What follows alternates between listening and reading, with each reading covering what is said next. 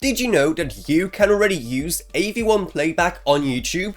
Yeah, that's right, even though the platform is known for being, well, pretty terrible, and it feels like a prolonged experiment on how many bad decisions a single company can make, it still actually has AV1 support. Just simply go into your account playback settings, and there it is. And if you want to double check if a video is playing in AV1, simply just click on the stats for nerds and check what codec is being used. But that of course leads to one obvious question. What on earth are even the benefits of using AV1 on YouTube? Well, one of the main benefits is the reduced bitrate that AV1 operates on without a loss of quality, something that apparently can result in up to 20% lower bandwidth usage on YouTube. So just for comparison, here's our network usage on VP9 versus AV1 when playing back a 4K video on YouTube. As you can see, those spikes in bandwidth are much less common on AV1, and the spikes that are there aren't much bigger. But how can that be right? It makes it look like AV1 is using like half the bandwidth or something.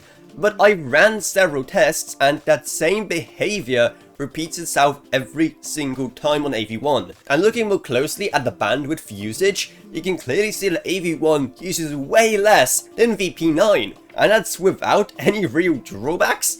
Clearly, something here's too good to be true. I mean, in that case, why shouldn't everyone just use AV1, especially people who are limited when it comes to the bandwidth? Is quality something you should look out for? Well, let's see exactly what the difference in quality is. Yeah, I can't tell the difference.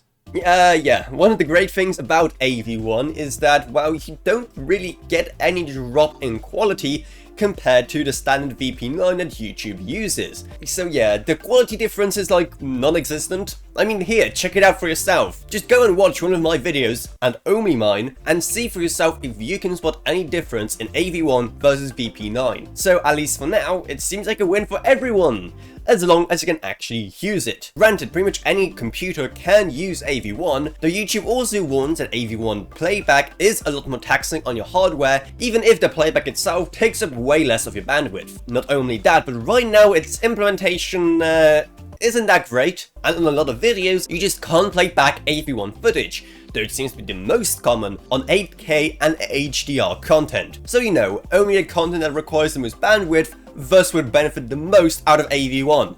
Nice one there, YouTube. So while the implementation still clearly has a long way to go, right now it seems very promising. And if you're having problems with video buffering, then hey, maybe give it a chance. Another thing you should give a chance is my Patreon, because even just one single dollar a month truly goes a long way, while you get awesome perks as well.